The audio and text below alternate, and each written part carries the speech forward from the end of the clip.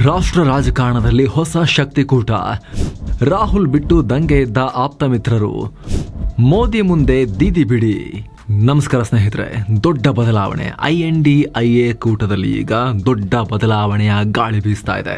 ಕೂಟದ ಅಘೋಷಿತ ನಾಯಕನಂತೆ ವರ್ತಿಸ್ತಾ ಇದ್ದ ಕಾಂಗ್ರೆಸ್ ವಿರುದ್ಧ ದಂಗೆಯಾಗಿದೆ. ಈಗ INDIA ಕೂಟದಲ್ಲೇ ದಂಗೆ ಶುರುವಾಗಿದೆ. ರಾಹುಲ್ ಲೀಡರ್ಶಿಪ್ ಸಹವಾಸ ಬೇಡ ಅಂತ INDIA ಕೂಟದ ಒಬ್ಬೊಬ್ಬರೇ ಪ್ರಮುಖ ನಾಯಕರು ದಂಗೆ ಶುರು ಮಾಡಿದ್ದಾರೆ. ಚುನಾವಣೆಯಲ್ಲಿ ಸೋಲ್ತಿದ್ದ ಹಾಗೆ INDIA ನಾಯಕರೆಲ್ಲ ಈಗ ರಾಹುಲ್ ಬೇಡ ಅಂತ ಹೇಳ್ತಾ ಇದ್ದು ಕೂಟ ಲಟಲಟ ಅನ್ನೋಕೆ ಶುರುವಾಗಿದೆ. ಪಶ್ಚಿಮ ಬಂಗಾಳ CM ಮಮತಾ ಬ್ಯಾನರ್ಜಿ ಪರವಾಗಿ ಈಗ ಬ್ಯಾಟಿಂಗ್ ಶುರುವಾಗಿದೆ. ಹಾಗಿದ್ರೆ ದಿಢೀರ್ ಅಂತ INDIA ಕೂಟದ ಒಳಗೆ ಆಗಿದ್ದೇನು? ರಾಹುಲ್ ಗಾಂಧಿ ಬೇಡ ಅಂತ ಮಿತ್ರ ಬಳಗ ದೂರ್ತಿರೋದು ಯಾಕೆ? ಮುಂದಿನ ದಿನಗಳಲ್ಲಿ ರಾಷ್ಟ್ರ ರಾಜಕೀಯದಲ್ಲಿ ಇದು ಹೇಗೆಲ್ಲ ಪರಿಣಾಮ ಬೀರಬಹುದು ಎಲ್ಲವನ್ನ ಈ ವಿಡಿಯೋದಲ್ಲಿ ನೋಡ್ತಾ ಹೋಗೋಣ. ಮಿಸ್ ಮಾಡದೆ ಕಡತನಕ ನೋಡಿ. ಕಾಂಗ್ರೆಸ್ ಲೆಕ್ಕಕ್ಕಿಲ್ಲ ಎಂದ ಲಾಲು, ಮಮತಾ ಅಕ್ಕನೇ ಸರಿ ಎಂದ ಸುಪ್ರಿಯಾ. ಸ್ನೇಹಿತರೆ, ಕಾಂಗ್ರೆಸ್ಗೆ ನಂಬಿಕಸ್ಥರು ಅಂತ ಬರ್ತಾ ಇದ್ದಿದ್ದೆ ಇತ್ತೀಚಿನ ದಿನಗಳಲ್ಲಿ DMK, NCP, ಲಾಲು ಯಾದವ್. ಹಾಗೆ ಕೇರಳ ಕಡೆಗೆ ಬಂದ್ರೆ ಮುಸ್ಲಿಂ ಲೀಗ್, ಇವರೆಲ್ಲ ಸ್ಟ್ರಾಂಗ್ ಆಗಿದ್ದಾರೆ ಕಾಂಗ್ರೆಸ್ ಜೊತೆ. ಇತ್ತೀಚಿನ ದಿನಗಳಲ್ಲಿ ಕಾಲಕ್ಕೆ ಚೇಂಜ್ ಆಗಿದೆ ಇತ್ತೀಚಿನ ದಿನಗಳಲ್ಲಿ. ಆದರೆ ಈಗ INDIA ಕೂಟದಲ್ಲಿ ಕಾಂಗ್ರೆಸ್ ವಿರುದ್ಧ ಈ ಪ್ರಮುಖರೇ ದಂಗೆ ಎದ್ದಿದ್ದಾರೆ. ಇದರಲ್ಲಿ ಕೆಲವರು ದಂಗೆ ಎದ್ದಿದ್ದಾರೆ. ಅದರಲ್ಲಿ ಮುಖ್ಯವಾಗಿ ಬಿಹಾರದ ಮಿತ್ರ ಲಾಲು INDIA ಕೂಟವನ್ನ ಮಮತಾ ಬ್ಯಾನರ್ಜಿ ಮುನ್ನಡೆಸಬೇಕು, ಅವ್ರು ಲೀಡರ್ ಆಗಬೇಕು ಅಂತ ಹೇಳಿದ್ದಾರೆ. ಕಾಂಗ್ರೆಸ್ ಏನು ಮಾಡಿಲ್ಲ, ಮಮತಾಗ್ ನಮ್ಮ ಸಪೋರ್ಟ್ ಇದೆ. ಕಾಂಗ್ರೆಸ್ ಅಬ್ಜೆಕ್ಷನ್ ಮಾಡಿದ್ರೆ ಏನ್ ಕತೆ ಅಂತ ಕೇಳಿದಾಗ ಅದರಿಂದ ಅಷ್ಟು ಮ್ಯಾಟರ್ ಆಗಲ್ಲ, ಡಿಫರೆನ್ಸ್ ಆಗಲ್ಲ ಅಂತ ಹೇಳಿಕೆಯನ್ನು ಕೊಟ್ಟಿದ್ದಾರೆ. ಸುಪ್ರಿಯಾ ಸುಳೆ ಕೂಡ ಮಮತಾ ಕೂಟದ ಇಂಪಾರ್ಟೆಂಟ್ ಲೀಡರ್, ಅವರು ದೊಡ್ಡ ಜವಾಬ್ದಾರಿಯನ್ನ ತಗೊಳ್ಬೇಕು, ಇದರಿಂದ ನಮಗೂ ತುಂಬಾ ಖುಷಿ ಆಗುತ್ತೆ ಅಂತ ಹೇಳಿದ್ದಾರೆ. ಹಾಗೆ ಪಾರ್ಲಿಮೆಂಟ್ ನಲ್ಲಿ 2ನೇ ಅತಿ ದೊಡ್ಡ ವಿಪಕ್ಷವಾಗಿರೋ SP ಕೂಡ ರಾಹುಲ್ ಗಾಂಧಿ ನಮ್ಮ ಕೂಟದ ಲೀಡರ್ ಅಲ್ಲ, ನಮಗೆ ಅಖಿಲೇಶೇ ಲೀಡರ್ ಅಂತ ಹೇಳಿದ್ದಾರೆ. ಈ ಮೂಲಕ ಕಾಂಗ್ರೆಸ್ ಮಿತ್ರ ಗುಂಪಿನ ಒಬ್ಬೊಬ್ಬರೇ ಸದಸ್ಯರು ಕಾಂಗ್ರೆಸ್ ಅನ್ನ ದೂರಕ್ಕೆ ತಳ್ಳೋಕೆ ಶುರು ಮಾಡಿದ್ದಾರೆ. ಅದರಲ್ಲೂ ಕೂಡ ರಾಹುಲ್ ಗಾಂಧಿ ನಾಯಕತ್ವದ ವಿರುದ್ಧ ಬಂಡಾಯ ಸಾರಿದ್ದಾರೆ. ರಾಹುಲ್ ಸಾಲು ಸಾಲು ಸೋಲು. ಸ್ನೇಹಿತರೆ, ಅಫಿಷಿಯಲ್ ಆಗಿ ರಾಹುಲ್ ಗಾಂಧಿ INDIA ಕೂಟದ ಲೀಡರ್ ಅಂತ ಘೋಷಣೆ ಆಗಿರಲಿಲ್ಲ. ಅವರು ಬಹಳ ಉಮೇದಿನಿಂದ ಓಡಾಡ್ತಾ ಇದ್ರು. ಆದರೆ INDIA ಕೂಟದ ಸದಸ್ಯರು ಮಲ್ಲಿಕಾರ್ಜುನ ಖರ್ಗೆ ಅವರನ್ನ PM ಕ್ಯಾಂಡಿಡೇಟ್ ಮಾಡಿ ಈ ಕೂಟಕ್ಕೆ ಅಂತ ಓಪನ್ ಆಗಿ ಬೇಡಿಕೆ ಇಟ್ರು. ಆಮ್ ಆದ್ಮಿ ಪಾರ್ಟಿ ಕಡೆಯಿಂದ, ಆಮೇಲೆ ತೃಣಮೂಲ ಕಾಂಗ್ರೆಸ್ ಮಮತಾ ಬ್ಯಾನರ್ಜಿ ಅವರ ಪಾರ್ಟಿ ಕಡೆಯಿಂದ ಈ ರೀತಿ ಒಂದು ಬೇಡಿಕೆ ಬಂದಿತ್ತು 2024ರ ಚುನಾವಣೆಗೂ ಮುಂಚೆ. ಆದರೆ ಕಾಂಗ್ರೆಸ್ ಪಾರ್ಟಿನೇ ಯಾವ ಪಾರ್ಟಿಯವರದ್ದು ಹೆಸರನ್ನ ಬೇರೆ ಪಾರ್ಟಿಗಳು ಮುಂದಿಟ್ಟಿದ್ವು, ಆ ಹೆಸರನ್ನ ಮಲ್ಲಿಕಾರ್ಜುನ ಖರ್ಗೆ ಅವರ ಹೆಸರನ್ನ ಕಾಂಗ್ರೆಸ್ ಪಾರ್ಟಿಯವರು ಬಾಯ್ಬಿಟ್ಟು ಒಂದ್ಸಲಿನೂ ಕೂಡ ಸಪೋರ್ಟ್ ಮಾಡಲೇ ಇಲ್ಲ. ರಾಹುಲ್ ಗಾಂಧಿ ಅವರಾಗ್ಲಿ ಇಡೀ ಪಾರ್ಟಿಯವರಾಗ್ಲಿ ಒಂದೇ ಒಂದು ಬಾಯಿ ತೆಗೆದು ಹೌದು ನಾವು ಇವ್ರನ್ನ ಮಾಡ್ತೀವಿ, ಇವ್ರು ನಮ್ಮ ಲೀಡರ್ ಅಂತ ಹೇಳಿ ಓಪನ್ ಆಗಿ ಬೇರೆ ಪಕ್ಷಗಳು ಮಾಡಿರೋ ಶಿಫಾರಸುಗೂ ಒಂದು ಧ್ವನಿಗೂಡಿಸಲಿಲ್ಲ.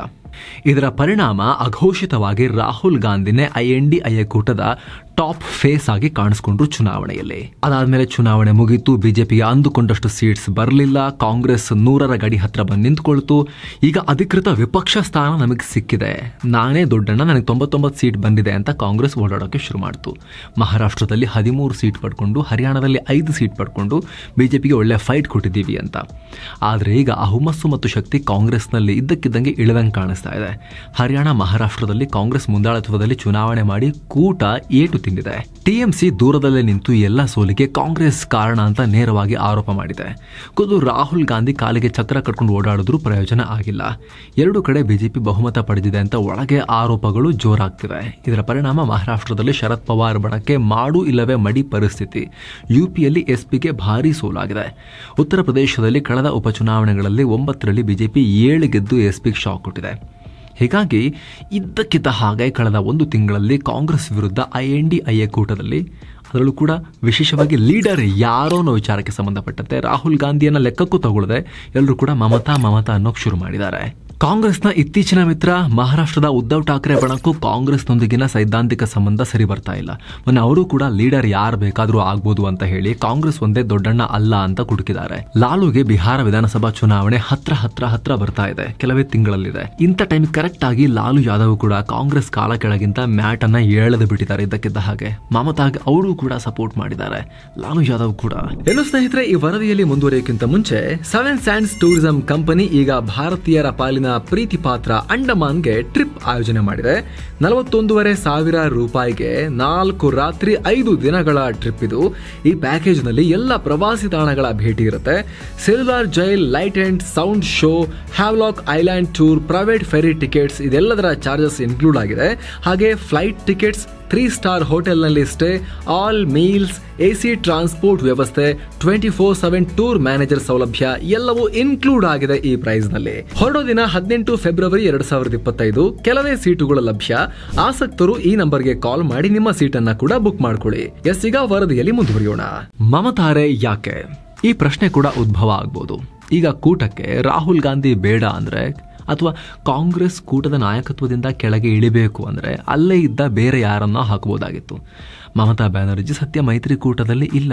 ಅವರೇ ಕೂಟ ಕಟ್ಟಿದ್ರು ಕೂಡ ಅವ್ರ ಗುಂಪಿನಿಂದ ಹೊರಗೆ ಬಂದು ವರ್ಷ ಕಳೀತಾ ಇದೆ. ಸೊ ಈ ಪರಿಸ್ಥಿತಿಯಲ್ಲಿ ಕಳೆದು ಹೋದ ನಾಯಕಿಯನ್ನ ಮತ್ತೆ ಹುಡುಕೋಕೆ ಏನ್ ಕಾರಣ? ಉತ್ತರ ಸಿಂಪಲ್. ಸದ್ಯ ಮೈತ್ರಿಕೂಟದಲ್ಲಿ ದೇಶದ ಎಲ್ಲ ಕಡೆ ಒಂದ್ಮಟ್ಟಿಗೆ ಬೆಂಬಲ ಹೊಂದಿರುವುದು ಕಾಂಗ್ರೆಸ್. ಉಳಿದ ನಾಯಕರನ್ನ ಮಾಡಿದ್ರೆ, ಉದಾಹರಣೆಗೆ ಶರದ್ ಪವಾರ್, ಲಾಲು ಪ್ರಸಾದ್ ಇನ್ನಿತರ ನಾಯಕರಿಗೆ ಆ ಹುದ್ದೆ ಕೊಟ್ಟರೆ ಅದನ್ನು ನಿಭಾಯಿಸೋಕ್ಕಾಗೋದಿಲ್ಲ. ಶಕ್ತಿ ಇದ್ರೂ ಅದರಿಂದ ಹೆಚ್ಚಿನ ಲಾಭ ಸಿಗಲ್ಲ. ಅವರಿಗೆ ಅವರ ರಾಜ್ಯದಲ್ಲೇ ಪೂರ್ಣ ಶಕ್ತಿ ಇಲ್ಲ.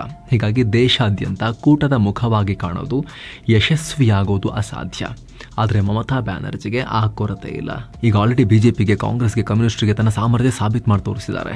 ಲೋಕಸಭಾ ಚುನಾವಣೆಯಲ್ಲಿ 42ರಲ್ಲಿ 29 ಗೆದ್ದು 45.76% ವೋಟ್ ತಗೊಂಡಿದ್ದಾರೆ. ಮೊನ್ನೆ ಉಪಚುನಾವಣೆಯಲ್ಲೂ ಕ್ಲೀನ್ ಸ್ವೀಪ್ ಮಾಡಿದ್ದಾರೆ. ದಶಕದಿಂದ ಆಡಳಿತ ಮಾಡಿದ್ರೂ ಮೋದಿಯ ಅಲೆ ಅವ್ರ ಮುಂದೆ ನಡೆದೇ ಇಲ್ಲ.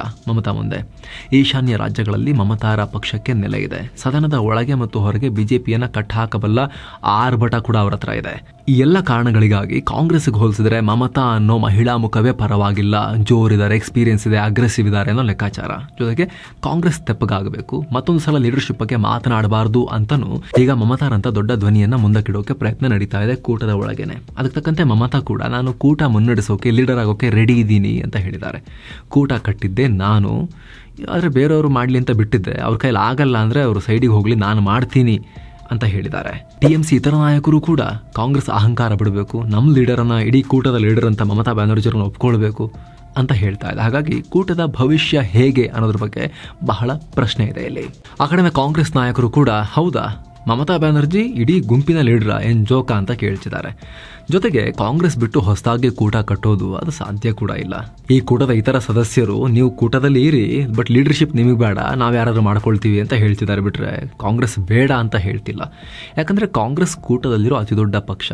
ಕರ್ನಾಟಕ, ತೆಲಂಗಾಣದಂತ ಪ್ರಮುಖ ರಾಜ್ಯಗಳಲ್ಲಿ ಅಧಿಕಾರದಲ್ಲಿದ್ದಾರೆ. ದೇಶದ ಅನೇಕ ಭಾಗಗಳಲ್ಲಿ 18-20% ವೋಟ್ ಮಿನಿಮಮ್ ಪಡೆಯುವ ಶಕ್ತಿಯನ್ನ ಕಾಂಗ್ರೆಸ್ ತೋರಿಸ್ತಾ ಬಂದಿದೆ. ಹೀಗಾಗಿ ಸೀಟ್ ಗೆಲ್ಲಕ್ಕಾಗಿಲ್ಲ ಅಂದ್ರೂ ಕೂಡ ವೋಟ್ ಪರ್ಸೆಂಟೇಜ್ ಅನ್ನ ತಂದು ಕೊಡುವಲ್ಲಿ ಕಾಂಗ್ರೆಸ್ನ ಪಾತ್ರ ಕೂಟಕ್ಕೆ ಇಂಪಾರ್ಟೆಂಟ್ ಅನ್ನೋದು ಅವ್ರಿಗೂ ಕೂಡ ಗೊತ್ತು.